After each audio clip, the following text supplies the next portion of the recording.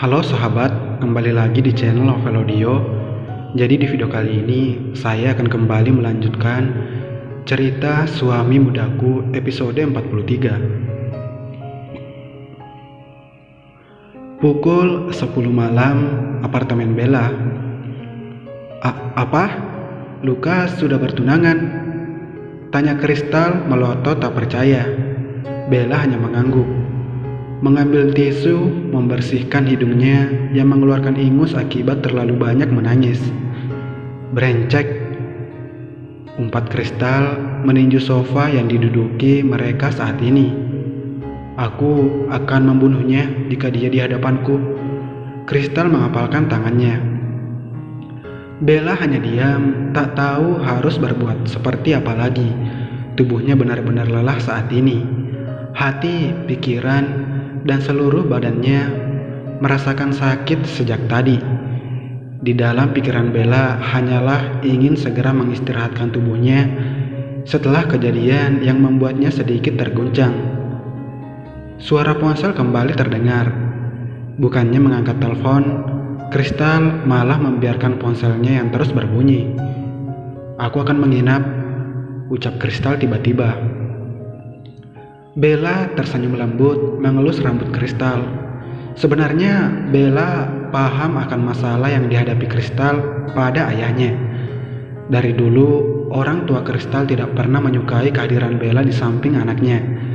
Sehingga jika Kristal kedapatan berdekatan dengan Bella, maka ayahnya akan sibuk menghubungi Kristal untuk segera pulang.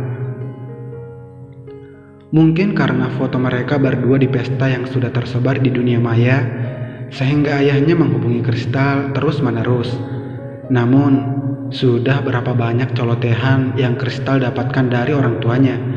Kristal tak menggubris dan tetap bersahabat bersama Bella. Hal ini yang membuat Bella sangat menyayangi sahabat satu-satunya ini, dan tetap ingin Kristal selalu di sampingnya. Biarlah orang menganggap egois, karena yang Bella percaya saat ini hanyalah Kristal, dan bukan lelaki yang baru saja menghancurkan hatinya. "Jangan lari dari tanggung jawab, Kristal. Pulanglah, ayahmu ingin bertemu padamu," ucap Bella mencoba tersenyum. "Tapi aku tidak bisa meninggalkanmu sendirian." Kristal meremas ujung rambutnya, ujung bajunya menunduk. "Tidak apa, aku baik-baik saja." Bella mengelus rambut Kristal, terkikih kecil melihat tingkah bocah sahabatnya. "Baik-baik apanya? Wajahmu sangat menyedihkan, kau tahu?" "Kemana Bella yang memiliki wajah cool itu?" Kristal menangkupkan wajah Bella. Bella langsung memegang tangan Kristal untuk melepaskan wajahnya yang segera diremas. Sudahlah. Pulang sekarang, Kristal. Ini sudah larut. Aku tidak mau terjadi apa-apa padamu di jalan." Baiklah. Telepon aku jika kau membutuhkan sesuatu." Kristal berdiri mengambil tas dan ponselnya. "I love you, my best friend," ucap Kristal sambil mengecup kening Bella. "I love you too." Bella balas tersenyum. Kristal keluar dari apartemen. Tinggallah Bella sendiri.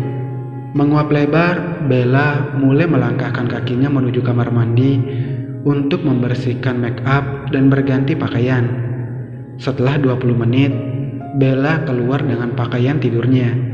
Dengan langkah pelan, Bella memasuki kamarnya yang sepi untuk segera mengistirahatkan tubuhnya. Bella mengambil ponselnya untuk membuat alarm, namun lagi wajah Lukas masih terpang-pang di sana sebagai wallpaper. Air mata kembali jatuh dengan sendirinya tanpa disuruh. "Kau bohong, brencek," ucap Bella melempar ponselnya sembarang arah. "Kau bilang kau mencintaiku." Bella mengepalkan tangannya. "Kau bilang kau ingin menjadikanku istrimu." Bella mulai terisak. "Tapi apa?" Air mata turun kembali. "Kau malah sudah bertunangan," ucap Bella sambil mencengkram dadanya. "Kau bohong, Lukas," teriak Bella. "Kau brengsek." Bella menangis membenamkan wajahnya di antara kedua lututnya. Aku membencimu, Lukas. Bella menangis dengan sesegukan di dalam kamarnya yang sepi, menumpahkan semua air matanya dalam kesendirian di gelapnya malam. Malam tanpa bintang mungkin akan sering terjadi mulai saat ini.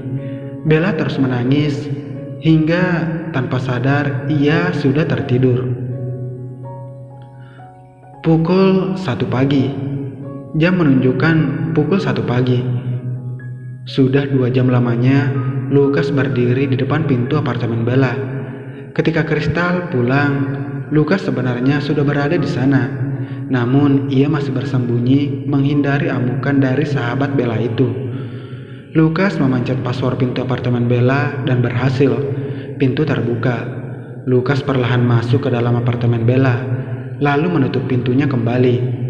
Lukas dengan pelan melepaskan sepatu dan jaket yang menempel di tubuhnya yang lelah. Lukas masuk ke kamar Bella dan duduk di samping ranjang, menatap wajah Bella yang tampak menyedihkan. Bekas air mata tampak mengering di pipinya. Lukas merasakan sesak di dadanya melihat Bella yang seperti ini. Seandainya ia bisa lari, ia pasti akan lari dan membawa Bella bersamanya. Berlari dan hidup bersama meninggalkan takdir kejam yang mempermainkan mereka. Lukas? Lukas tersentak mendengar panggilan Bella, namun mata Bella masih menutup rapat. Bella memimpikan dirinya. Kau brengsek, Lukas, gumam Bella dengan lirih. Lukas terdiam menundukkan wajahnya. Sebegitu sakitnya Bella karenanya. Bahkan di dalam mimpi juga memaki namanya. Lukas terisak pelan di samping Bella sambil menggenggam tangan Bella erat agar tak terpisahkan. Mencoba terus menyalurkan energi agar Bella bisa menguatkan untuk hal kedepannya. Walau Bella nantinya tidak di samping dirinya seperti sebelumnya. Lukas tidak tidur sampai matahari menyapanya kembali. Ia benar-benar menatap Bella yang tertidur semalaman. Menatap wajah damai Bella tanpa ada air mata yang mengalir di pipi cantik wanitanya ini. Perlahan iris biru Bella terbuka. Bella mengerjap-ngerjapkan matanya, mencoba membiaskan matanya. Lalu terbuka lebar. Sepasang iris yang sangat biru terpampang di depan Bella. Good morning. Senyum manis tercetak di wajah kusut Lukas. Dan jangan lupakan suara Lukas terdengar serak seperti menahan sesuatu keluar. Bella refleks bangkit dari tidurnya menatap kaget Lukas. Lalu secepat kilat Bella berlari keluar kamar. Lukas mengikuti Bella yang terlihat membuka pintu apartemen. Keluar, ucap Bella dingin mengusir Lukas. Baby, biarkan aku menjelaskan semuanya dulu, ucap Lukas memohon. Tidak. Aku tidak mau mendengarkan. Keluar dari apartemenku, usir Bella. Lukas menggerang lelah melihat kekeras kepalaan Bella. Baby, dengarkan aku. Ini semua bukan kemauanku, teriak Lukas. Stop, aku tidak peduli. Aku tidak mau bertemu denganmu lagi, Lukas, balas Bella berteriak. Baby, kumohon, keluar. Aku tidak mau melihat wajahmu lagi, Lukas, teriak Bella dengan wajah barangnya disela-isakan. Kumohon keluar, ucap Bella memohon, dan air mata sukses mengalir di pipi Bella kembali. Lukas mengepalkan tangannya kuat berjalan melewati Bella, dan tanpa disangka Lukas menutup pintu apartemen dengan kasar, menarik Bella untuk duduk di sofa. Dengarkan aku dulu, baru kau bisa mengambil keputusan, ucap Lukas menatap Bella tajam. Bella terdiam. Orang tuaku dan orang tua Kate bersahabat sejak kecil.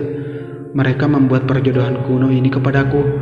Aku sudah menolak di awal, tapi Daddy terus memaksaku, ucap Lukas menahan pundak Bella agar melihat Lukas.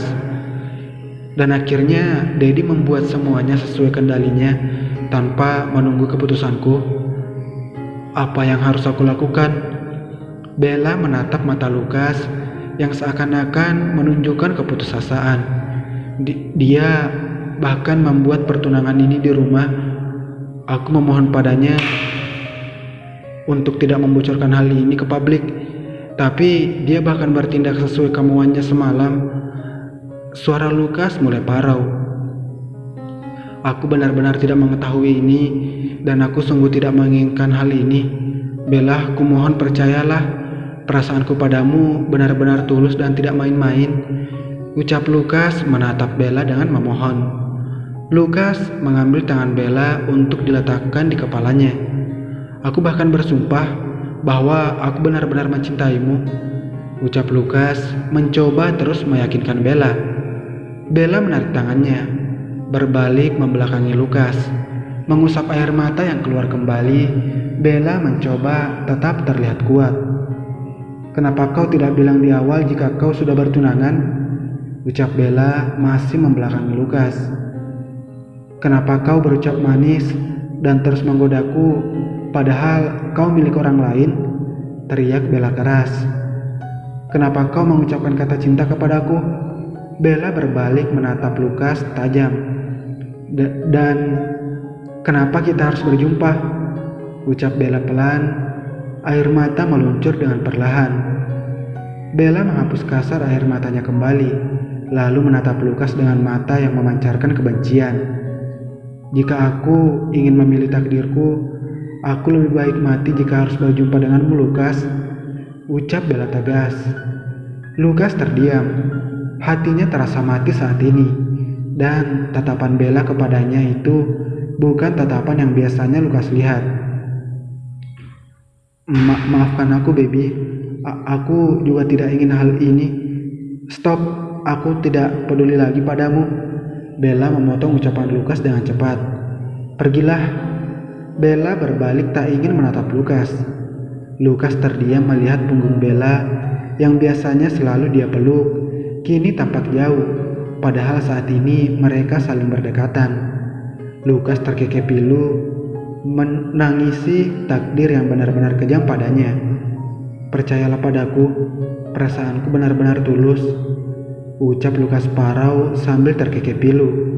Setelah itu Bella mendengar langkah kaki Lukas yang menjauh, diiringi kekehan kesakitan Lukas, dan pintu apartemen tertutup. Bella merosot jatuh, air mata berlomba keluar dengan cepat membasahi pipi. Suara isakan diredam dengan tangan yang menutupi mulutnya. Di tengah isakan terdengar suara nama yang dipanggil lirih. Siapa lagi pemilik nama itu kalau bukan Lukas? Bella meremas dadanya sakit. Sakit Lukas, ucap Bella menepuk dadanya menangis pilu. Bersambung.